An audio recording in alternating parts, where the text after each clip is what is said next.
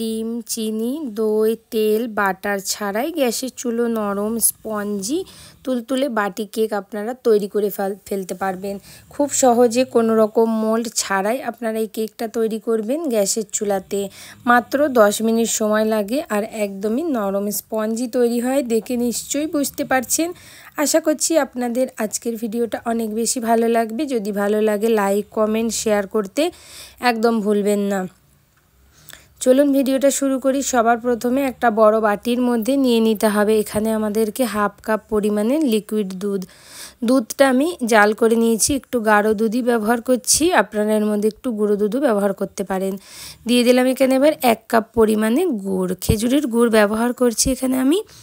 আপনারা যদি চান যে কোনো গুড় নিয়ে কিন্তু আপনারা দিতে পারেন, আপনাদের পরিমাণ অনুযায়ী মিষ্টি যতটা খেতে চান সেই অনুযায়ী গুড়টাকে আপনারা ব্যবহার করবেন। দুধ আর গুড়টাকে এবার খুব ভালোভাবে আমাদের মিক্স করে ফেলতে হবে। তো চলুন সবার প্রথমে এটাকে আমি মিক্স করে ফেলি। দেখুন এটা কিন্তু মেশানো একদম পারফেক্টলি হয়ে গেছে খুব সুন্দরভাবে। এবার এর মধ্যে আমাদের দিয়ে দিতে হবে লবণ। এখানে আমি একটুখানি লবণ ব্যবহার করছি। মিষ্টি জিনিসে একটু লবণ ব্যবহার করলে এর স্বাদটা খুব সুন্দরভাবে ব্যালেন্স হয়। দেখুন এবার এটা গোলা পারফেক্টলি কমপ্লিট হয়ে গেছে। এবার এর মধ্যে আমাদেরকে দিয়ে ফেলতে হবে ময়দা। আপনারা চাইলে এটা আটা দিয়েও তৈরি করতে পারেন। এখানে আমি টোটালি যে ছোট কাপটা নিয়েছিলাম সেই ছোট কাপটার এটা 4 কাপ, তো 4 কাপ পরিমাণে ময়দা দিয়ে দিলাম। এটাই কিন্তু পারফেক্ট মেজারমেন্ট, আপনারা এইভাবে করবেন, এতে কেকটা পারফেক্টলি আপনাদের তৈরি হয়ে যাবে। ময়দাটাকে একটু চেলে নিলাম খুব ভালোভাবে, যদি লাগে আমি একটু আটা ব্যবহার করে দেবো এর মধ্যে। দিয়ে এটাকে খুব ভালোভাবে গুড়ের মধ্যে এবার আমাদেরকে মিক্স করে ফেলতে হবে, মিশিয়ে ফেলতে হবে সুন্দর করে। দেখুন এটাকে ভালোভাবে আমি কিন্তু মিশিয়ে নিলাম। কতটা গাঢ় হয়ে গেছে মেশাবার পরে। এই ব্যাটারটা একটু গাঢ়ই হবে, গাঢ়ই বানাবেন, তাহলেই খুব সুন্দর এই কেকটা তৈরি হবে। শীতের সময় অনেক রকমের গুড় আসে, আপনারা এই রেসিপিটা অবশ্যই শীতের সময়তে ট্রাই করতে পারবেন।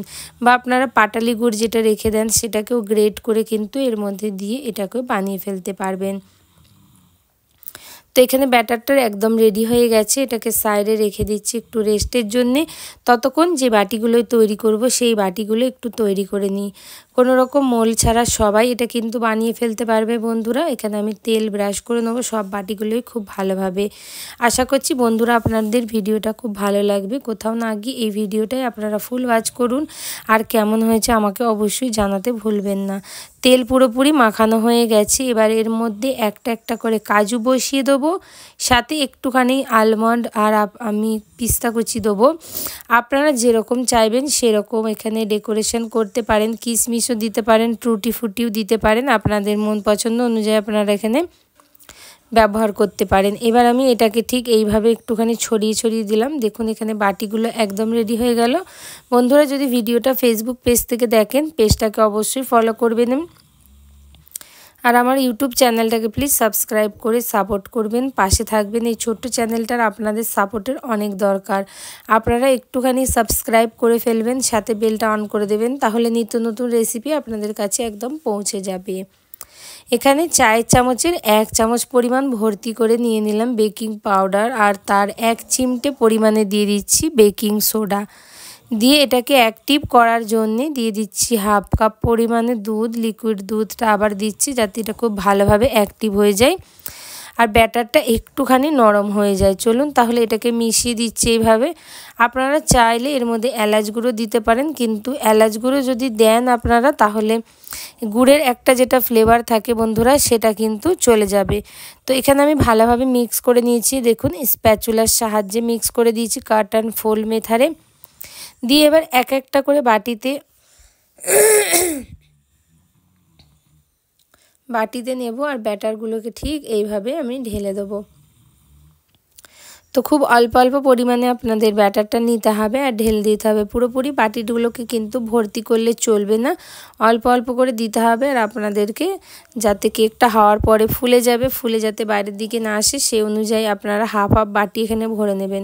চলুন তাহলে সবগুলো বাটি ঠিক আমি এরকম করে ভরে নিচ্ছি, ভরে রেডি করে নিই। দেখুন বন্ধুরা এখানে 4টে কেক তৈরি হয়েছে। দেখুন 1 কাপ ময়দা দিয়ে পুরো 4 কাপ এখানে কেক তৈরি হয়ে গেছে আমাদের। তো অবশ্যই একটু বড় কাপের 1 কাপ ময়দা নেবেন, দেখবেন 4টে কেক আপনাদের তৈরি হয়ে যাবে। তো এখানে কুকার নিয়ে নিয়েছি। আজ কেকটা আমি কুকারে তৈরি করছি। কুকারে হিটটা একটু বেশি হয়, তাই খুব কুকারে 10 মিনিটেই তৈরি হয়ে যায়। প্রথমে 5 মিনিট কুকারটাকে একটু হাই হিটে গরম করে নিলাম, দিয়ে কেকের বাটিগুলো খুব সাবধানে বসিয়ে দিতে হবে। আপনাদের যত বড় সাইজের কুকার অনুযায়ী আপনারা দিয়ে দিতে পারেন। এখানে আমার কুকারটার মধ্যে 2টো বাটি বসিল, আর একটা বাটি কিন্তু একটু উঁচু হয়ে আছে। যেহেতু এই বাটিগুলো একটু বড় সাইজের, একটু ছোট সাইজের হলে বাটিগুলো 4টে বাটি একসাথে কুকারের মধ্যে বসে যেত। এবার এটাকে ঢাকা দিয়ে দিচ্ছি, আর হাই ফ্লেমে 5 মিনিট রেখে লো ফ্লেমে 5 মিনিট রাখবো, তাহলে 10 মিনিটেই কেকটা রেডি হয়ে যাবে। দেখুন বন্ধুরা, এখানে 10 মিনিট হয়ে গেছে, কেক কিন্তু পারফেক্ট রেডি হয়ে গেছে। এবার কেকগুলোকে সরাসরি ঠান্ডা করে আপনাদের দেখিয়ে দিচ্ছি। পুরোপুরি নর্মাল টেম্পারেচারে কেকগুলো এসে গেছে। এবার হাতের সাহায্যে প্রথমে একটু ছাড়িয়ে নিতে হবে সাইডগুলোকে, তারপরে আলতা হাতে এটাকে উল্টালেই কিন্তু কেকটা উঠে যাবে। দেখুন একটা আমি আমাদের তুলে দেখিয়ে দিচ্ছি আপনাদেরকে। দেখুন কত সুন্দরভাবে কেকটা বেরিয়ে এলো। এইভাবে আমি সবগুলোকে কেকগুলোকে চলুন তাহলে বার করে নিয়ে আপনাদের তারপরে দেখিয়ে দিচ্ছি। এই কেকটা বানানো কিন্তু বন্ধুরা খুব সহজ, আর দেখতেও যেমন সুন্দর, খেতেও কিন্তু অসাধারণ। অবশ্যই এই রেসিপিটা আপনারা একবার বাড়িতে ট্রাই করবেন, আর আমায় কমেন্ট করে কিন্তু জানাতে একদম ভুলবেন না যে আপনাদের এই রেসিপিটা কেমন লাগলো। বাটি কেক একদমই স্পঞ্জি, একদমই নরম তুলতুলে, খেতেও কিন্তু অসাধারণ। একটা ভেঙে দেখিয়ে দিচ্ছি কতটা জালিদার হয়েছে, আপনারা দেখে নিশ্চয়ই বুঝতে পারছেন। দেখুন কতটা বেশি জালিদার হয়েছে এটা। দেখা হবে বন্ধুরা এরকম আরও অনেক সুন্দর সুন্দর রেসিপি।